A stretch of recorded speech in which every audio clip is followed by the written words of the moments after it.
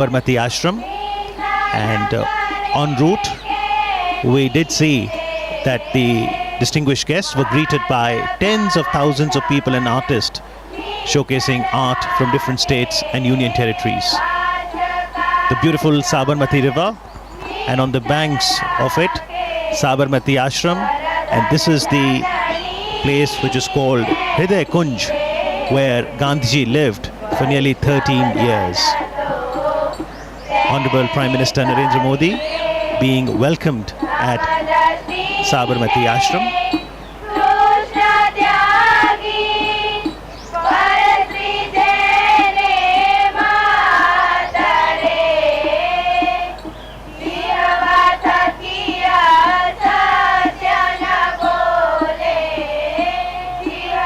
After working for 21 years in South Africa, Gandhiji returned to India in January 1915, and he chose to settle in Ahmedabad for a number of reasons. He could serve the country better through his mother tongue Gujarati. Ahmedabad, as an old center of hand weaving, would serve well to promote the spinning wheel or the charkha.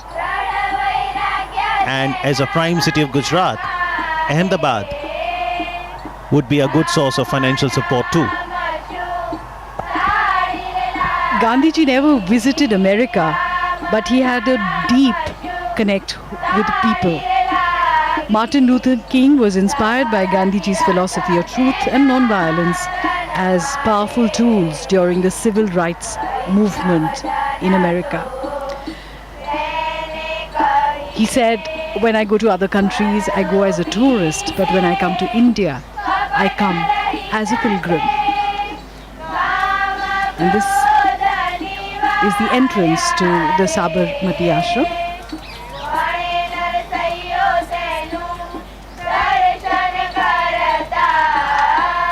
It has been preserved as it was during Gandhiji's time.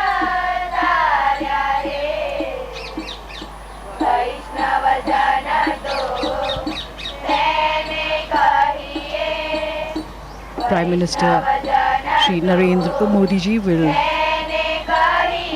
receive President Donald Trump and the First Lady Melania Trump.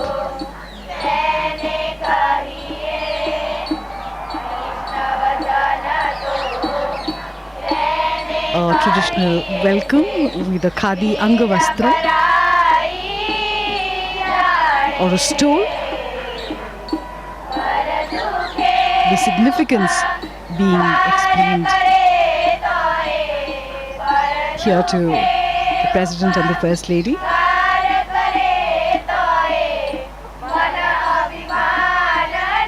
And this is Hriday Kunj. This is where Mahatma Gandhi stayed during his 13 odd years here at Sabarmati. His presence is still palpable here. There is a deep sense of peace that permeates the air. His words still vibrate in the stillness here. The President will experience the essence of spiritual India as he enters this hallowed space.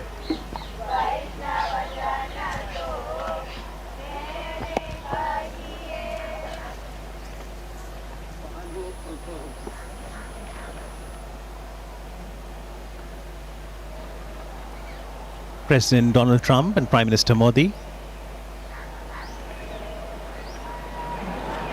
garlanding the photo of Mahatma Gandhiji there, and we do see a prayer written downstairs.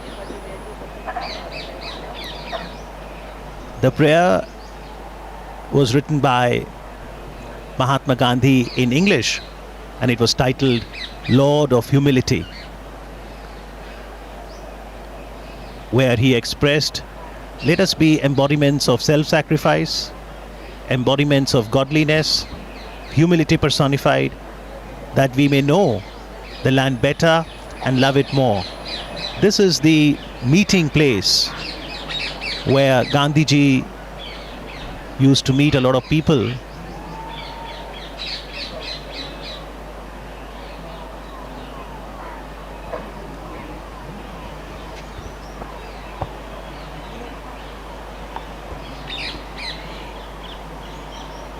Interestingly, although Gandhiji lived here for 13 years, he didn't have a room to himself. He spent most of his time in this veranda, spinning the charkha, or the spinning wheel, as we can see in the visuals. And that little room on the left was his study, where he wrote letters every day to people all across India who were connected with the freedom movement, and people from all across the world who wrote to him. This is also where he met the leaders of the freedom movement and international guests. This is where various decisions regarding India's freedom struggle were taken.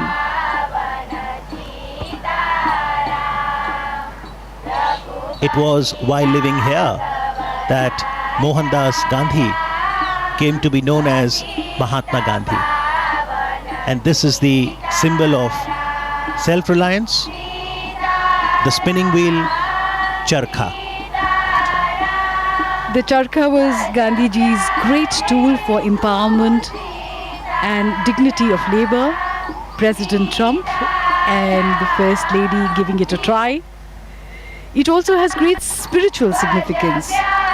Gandhiji used to say 1 hour spent in spinning would be equivalent to an hour in self-development for the spinner. It's very meditative when you spin the charkha.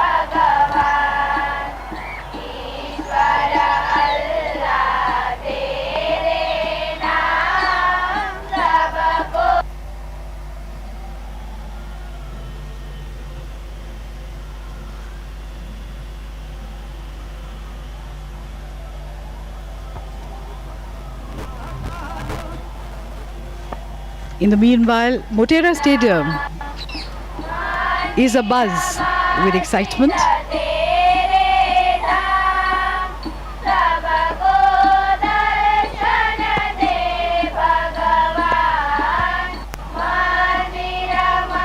Lata Ben explaining how the yarn is spun.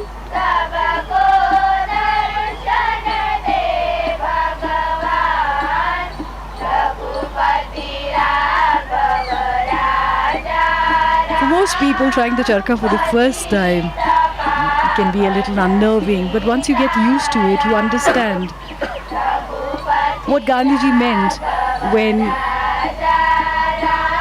he called it the physical embodiment of his constructive program as a representation of Swadeshi, self-sufficiency, and at the same time, interdependence.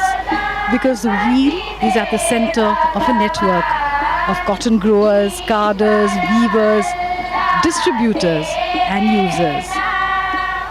It also embodied the dignity of labor, equality, unity, as all volunteers were to spin each day, and finally independence was achieved.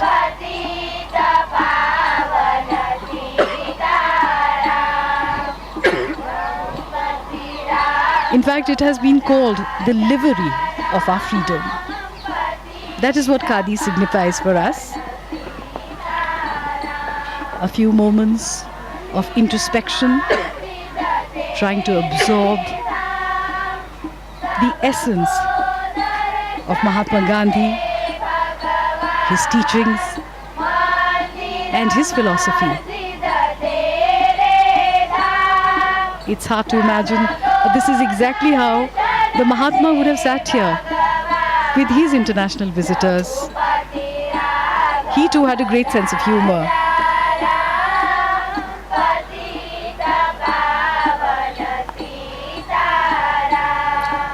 Interestingly, Gandhiji could write from both his hands, and sitting here in the veranda, he would meet a lot of world leaders and other guests.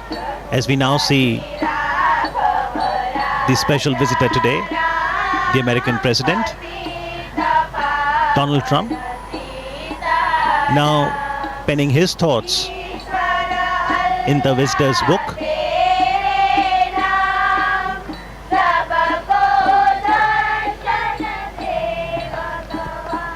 Foremost in the movements launched by Gandhiji from this very place, the Sabarmati Ashram, was the 385-kilometer salt march from Sabarmati Ashram to Dandi on the south Gujarat coast.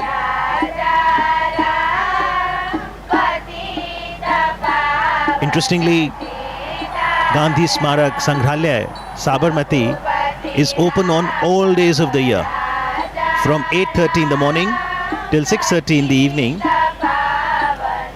Daily about 2,000 to 3,000 footfalls, and on a holiday, Sunday, weekend, that increases to about 5,000 footfalls.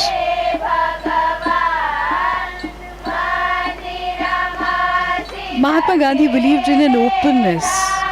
He used to say, I do not want my house to be walled on all sides and my windows to be stuffed. I want the cultures of all lands to be blown about my house as freely as possible. But I refuse to be blown off my feet by any. This perhaps is the openness that he talked about. The people of all cultures, all traditions came here. The three monkeys of Mahatma Gandhi: speak no evil, see no evil, hear no evil. These were originally given to Mahatma Gandhi by a Japanese monk, and they became an essential part of his philosophy. And those philosophies, Jasleen, are still very relevant and encourage each one of us to ensure that we imbibe the core values of humanity, truth, non-violence, love, compassion, service, sacrifice, forbearance, and equality. The Sangrahalaya,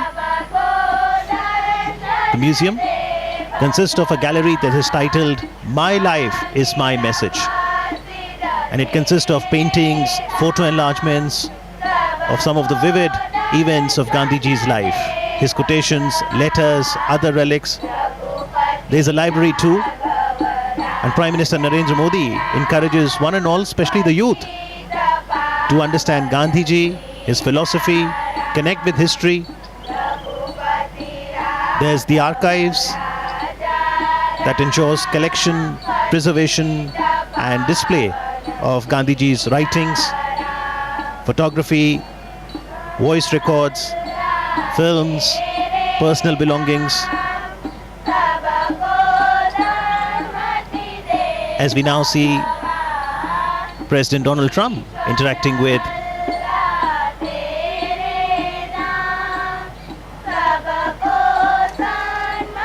the members of the Gandhi Smarak Sangrahalaya, Sabarmati.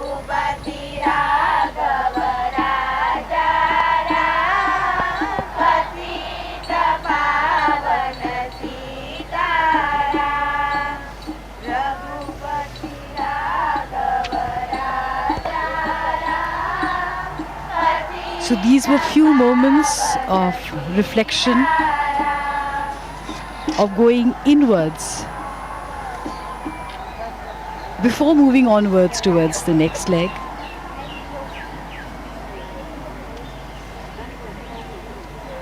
Mahatma Gandhi said that to find oneself, one has to lose oneself in the service of others. And this is a pilgrimage where one can find this philosophy and through it find oneself. And now from the Sabarmati Ashram, the cavalcade will move to the new Motera Stadium. And for today, perhaps Motera is all set to transform into the loudest stadium in the world. That is quite true.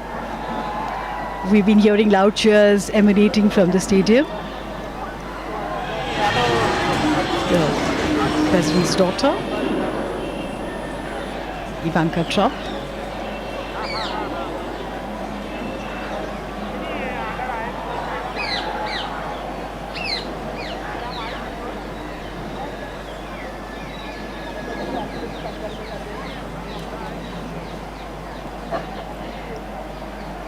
Gandhiji believed in the concept of living in a commune with just the bare necessities, because he said that nature gives you enough for your needs, though not enough for your greed.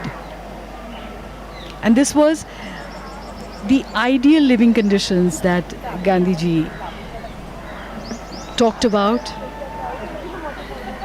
The residents here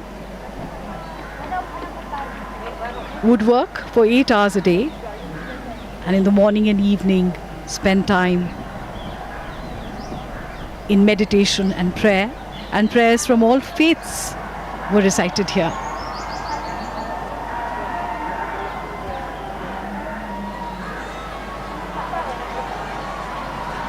In fact, members of the ashram began their day by gathering to pray, and in the evening they returned to pray again and take stock of the day's activities.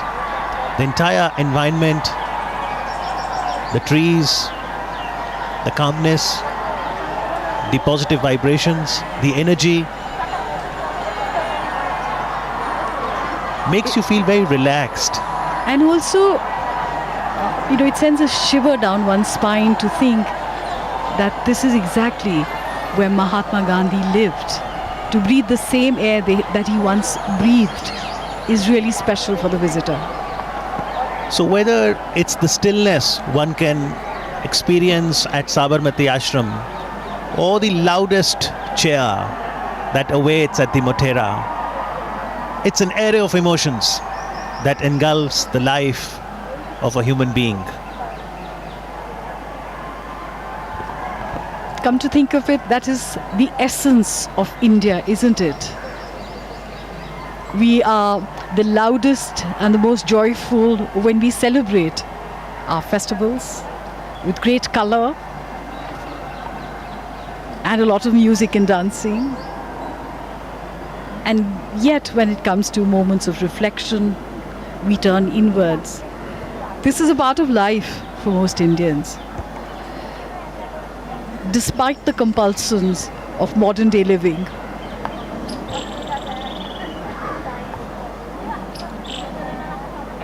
the three monkeys.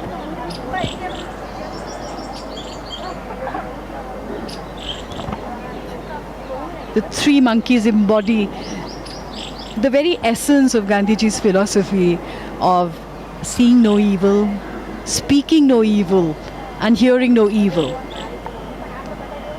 So when you look for the good in others, you only see the good in others, which gets reflected in your own being. Because Gandhiji said we really are mirrors of each other.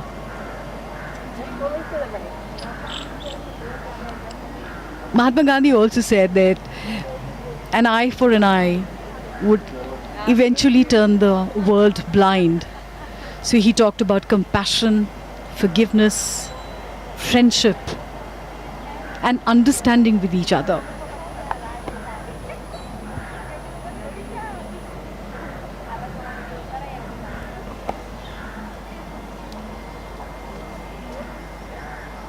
To my great friend, Prime Minister Modi, thank you for this wonderful visit. It has been signed by President Donald Trump. Also, the First Lady, Melania Trump, has signed there. Exactly.